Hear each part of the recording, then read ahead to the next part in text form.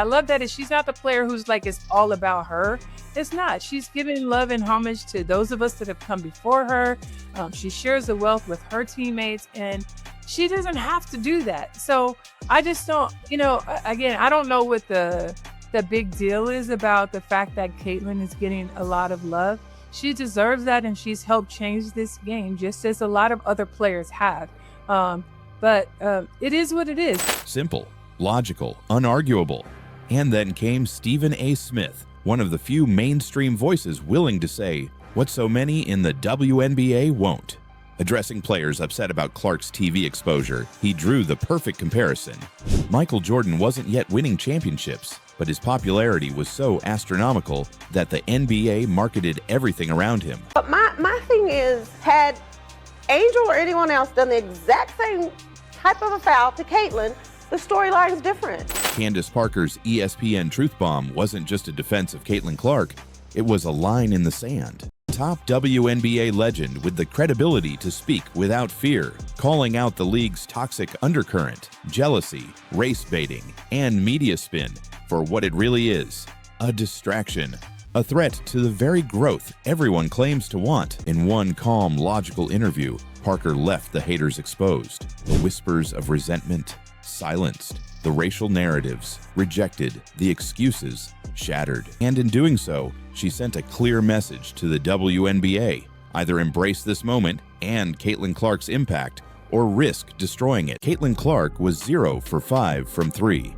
She had 5 fouls. Her shot, cold, but her message, red hot. After a hard foul from Ryan Howard, Clark got up, looked her dead in the eye, and said what the cameras caught loud and clear: "I'm not scared of you." That one sentence flipped the energy. The crowd got louder, the game got more physical, and the Fever, they turned up the heat. Because sometimes leadership isn't about scoring, it's about refusing to back down, and that's what Caitlin Clark gave them. It was the moment the Indiana Fever became dangerous. They shut down Brittany Griner, and they did it all with their superstar having the worst game of her career. And if this game proved anything, it's that you can shut down Clark's shot, but you can't shut down her will. The signs were there from day one. After Clark's sensational season opener against the Chicago Sky, a game that pulled in a staggering 2.7 million viewers, the most watched WNBA regular season game in 25 years. First in the league in fast break points. Clark connects, dishing, Smith hitting from 3. Boston comes up with a rejection. What was the league's response?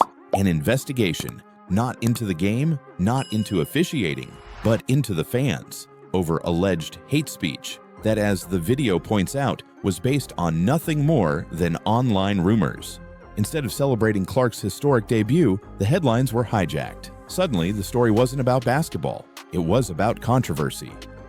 In one calm, logical interview, Parker left the haters exposed, the whispers of resentment silenced, the racial narratives rejected, the excuses shattered. And in doing so, she sent a clear message to the WNBA: either embrace this moment and Caitlin Clark's impact, or risk destroying it. Now the league faces a choice: continue allowing bitterness to dominate the conversation, or follow the example of legends like Parker and Leslie and rally behind the players who are growing the game. Because this isn't just about Caitlin Clark anymore, it's about the WNBA's future. A future that depends on welcoming new fans, celebrating stars, and keeping the focus where it belongs: on basketball. That's the question burning through every fan forum and media outlet right now. And until the WNBA addresses this blatant double standard, its credibility will continue to crumble, no matter how many "no space for hate" slogans they slap on the court. The WNBA now stands at a crossroads. Brittany Griner's words have ignited a firestorm of controversy. Caitlin Clark's fans are furious, neutral viewers are stunned, and the league's silence is making it all worse. The fact is simple: Caitlin Clark has done nothing but elevate women's basketball. She's broken viewership records. She's brought millions of new fans to the sport. She's the Rookie of the Year, a finalist in MVP voting, the face of the WNBA. The bottom line is it contributed to elevating the popularity. Yeah. So Angel Reese and Caitlin Clark, embrace this. It's okay. Yeah. Because all y'all do is compete. That was the moment the narrative shifted. Candace, Lisa, and Stephen A. didn't just defend Clark, they exposed the bitter core of the resistance against her. Damn! And with millions watching, the haters were left humiliated. Their arguments dismantled live on national TV. I said it's also. So that's a flagrant foul. That's not a flagrant. Okay. Angel's foul right here. That's Because of the harder. No, Angel, she pushed her. That's more. But they didn't call that. Howard in the back, Because two of the hands. She reaction. did push her. They didn't call that. Caitlin appears to be pointing out that call before. After a hard foul from Ryan Howard, Clark got up, looked her dead in the eye, and said what the cameras caught loud and clear, "I'm not scared of you." That one sentence flipped the energy. The crowd got louder, the game got more physical, and the Fever, they turned up the heat. Clark didn't need to hit threes. She led with toughness. Her confidence became contagious. Even Natasha Howard, even Lexi Hull, they fed off her fire. WNBA is exactly what she expected to be. Faster paced, tougher, more physical, more intense. Damaris Dantas with the rejection against Alicia Gray. Hit her and said, I dare you to shoot that ball. She's 50% in this game from three, but she can knock it down. Lisa Leslie, a Hall of Famer and one of the WNBA's most respected voices, echoed Parker's message in an earlier interview. We cannot deny what Caitlin Clark has done for the women's game. She's had a huge effect, the Caitlin Clark effect. I think we have to understand that when one player eats, we all eat. And as we all get more opportunities, it just opens it up for everyone else. And I think Caitlin has said that even herself in certain interviews. And I love that. I love that she's not the player who's like, it's all about her. She's giving love and homage to those of us that have come before her. She shares the wealth with her teammates, and she doesn't have to do that. She deserves that, and she's helped change this game just as a lot of other players have. And I think Caitlin Clark has done that even in her first year in terms of, you know, being able to be that floor general. Her and Aaliyah Boston's connection has really improved. And I think the thing about Caitlin, yes, she can shoot from the logo, but she makes her team better. Candace Parker just said what every Caitlin Clark fan has been screaming all season, and it left Caitlin's haters completely silenced on national TV.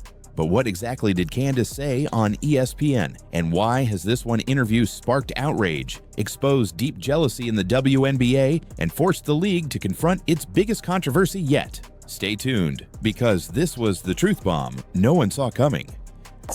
Hi, I'm Caitlin Clark, guard for the Indiana Fever. Instead, it's exposed a deep, uncomfortable truth about the league, a wave of jealousy, bitterness, and targeted hate that has overshadowed her incredible impact. And it's not just whispers behind the scenes anymore. From players and media figures to leadership at the very top of the WNBA, a toxic resistance has taken hold.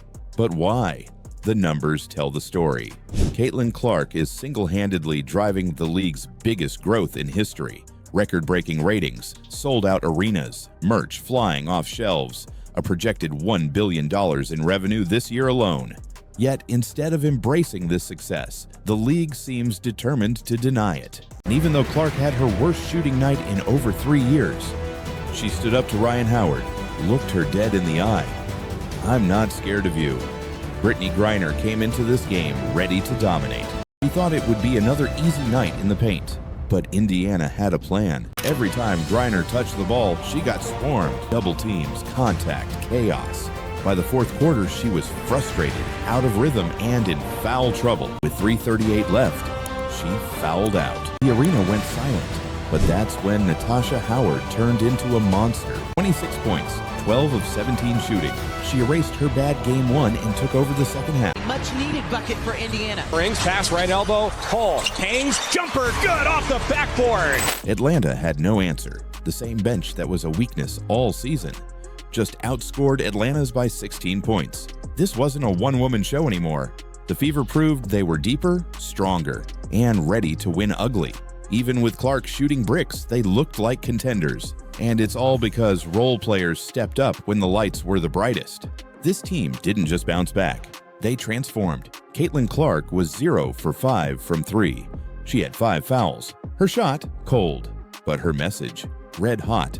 And this is where the tension finally snapped, because when Candace Parker spoke out on ESPN, she didn't just defend Caitlin Clark, she exposed the entire system that had allowed this toxic culture to fester. When Candace Parker sat down on ESPN's First Take, no one expected the conversation to explode the way it did. But what unfolded was a masterclass in leadership and a devastating blow to Caitlin Clark's critics. It started with a simple question: was there resentment building in the WNBA around Clark's success? Candace's answer was clear, powerful, and impossible to ignore. My job was to leave the game better than I came into it. Yet when Brittney Griner hurled that slur on national television, there was no accountability. And let's not pretend this was an isolated incident. Was playing a game, and this is what Brittney Griner calls. I was not going to comment on any of this stuff until this took place. Watch what she says. The entire internet has reacted to this. Here's Brittney Griner. They're playing against the Indiana Fever, and look what she's saying. Go ahead, Rob. For the ticky-tack fouls that we were talking about earlier today. Well, that pretty much sounds like trash effing white girl. Yeah. I mean, let's just be honest. So the whole market reacts to this with Brittney Griner, right? Handoff, Clark. Skip pass left wing. Cunningham tees it up, and the three is good. That does it for the first 10 minutes. The Fever trail the Dream 18-13. In just 20 minutes, off the bench, 9 points, 6 rebounds.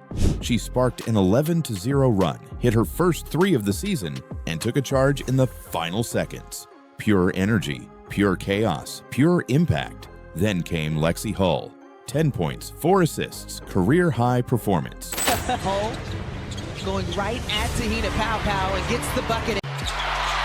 Back-to-back buckets for Indiana. Now things are starting to groove. Because sometimes leadership isn't about scoring. It's about refusing to back down. And that's what Caitlin Clark gave them. Belief, swagger, grit. This wasn't just a win. It was the moment the Indiana Fever became dangerous. The Indiana Fever didn't just get revenge. They sent a warning to the entire WNBA. They beat a playoff team on the road. They shut down Brittney Griner, and they did it all with their superstar having the worst game of her career. That's not luck, that's depth. Yet the WNBA, which rushed to investigate fans after unverified claims of racism toward Angel Reese, is now turning a blind eye when racism comes from a player. Commentators scrambled to excuse Griner's words. Some even claimed she said "whack call" instead. Now, I think it was my old friend Jamel Hill, used to work with her at ESPN. I believe Jamel said Griner actually said fucking whack call, and that could be the case. I'm not a lip reader. But it sure looks to me like the last word is girl, not call. Caitlin Clark didn't just win, she humiliated Brittney Griner. And the moment she said, "I'm not scared of you," everything changed. This was personal. Just 48 hours earlier, the Indiana Fever were embarrassed on their home floor. Howard had it blocked at the rim. Howard pulls it down. Howard's shot is short. And Atlanta will escape with a victory. Out-rebounded, out-muscled, outplayed. Brittney Griner dropped 21. Howard has the assignment. Griner has the size, ducks in. Oh, pretty finish. You got to make her make that tough play and not foul her. Stay tuned, because once you see the full story, you'll understand why fans are saying this is the WNBA's biggest scandal yet. Brittney Griner's shocking words were caught on live TV. During a heated game, Griner fouled out. And as she walked off the court, cameras clearly captured her mouthing the words, "trash effing white girl," toward Caitlin Clark. The footage went viral almost instantly. Lip readers confirmed what fans suspected, and major commentators like Skip Bayless wasted no time in calling out what they saw. I'm not going to act like it's something that we don't see. She's had a huge effect, called the Caitlin Clark effect. Yes, have we ever had teams have to get into larger arenas to play against a team? No, we have not. So if we have more eyeballs on the game and Caitlin Clark brings that, why would we feel some kind of way because she has more television games? I think we have to understand that when one player eats, we all eat. And as we all get more opportunities, it just opens it up for everyone else. And I think Caitlin has said that even herself in certain interviews. And I love that. Trash talk was real. The revenge, brutal. And what happened next will shock you. It's game day in the A as the Dream welcome in Caitlin Clark and the Indiana Fever, who are looking for some get back after dropping their previous game back on Tuesday against the Dream. Caitlin Clark has created some history to start the season. Caitlin Clark just had the worst shooting game of her career and still embarrassed Brittany Griner on her home floor. The trash talk was real. The revenge, brutal. And what happened next will shock you. Caitlin Clark, she walked off defeated. But on May 22nd, everything flipped. Griner scored just 5 points and fouled out. And even though Clark had her worst shooting night in over 3 years, she stood up to Ryan Howard, looked her dead in the eye. "I'm not scared of you." Brittany Griner came into this game ready to dominate. She thought it would be another easy night in the paint, but Indiana had a plan. Sophie Cunningham smothering defense on Alicia Gray. The double team comes over for BG. She has 5 seconds to work with. Got a Brianna Jones who can shoot threes and stretch the floor. I'll call that for Atlanta. Backdoor, more movement from Indiana. Gets another bucket. It's a little bit of a seesaw. When Clark, Boston, and Mitchell were struggling, Howard stepped in and punished Atlanta. No one expected it. No one was ready for it. This was supposed to be Clark versus Griner, but instead, it was a team that came back from humiliation and made one of the league's biggest stars completely disappear. Caitlin Clark didn't have to save the fever this time because Sophie Cunningham came back and brought the fire. As Candace Parker said so perfectly, let's keep it about basketball. That's the only path forward. If you stand with Caitlin Clark and believe it's time for the WNBA to embrace her impact, hit that like button and subscribe for more. And tell us in the comments, did Candace Parker just deliver the truth bomb the league needed to hear? We'll be watching. This thing got very ugly very quickly, and then Brittany Griner, this guy out of nowhere, comes out, and what happened? This guy out of nowhere? What, doesn't he shoot without a shirt on? Like, isn't it? I thought it's a trend. I saw him shooting at his pool. No action was taken. Other players have struck Clark in the face, shoved her after plays, and even celebrated it.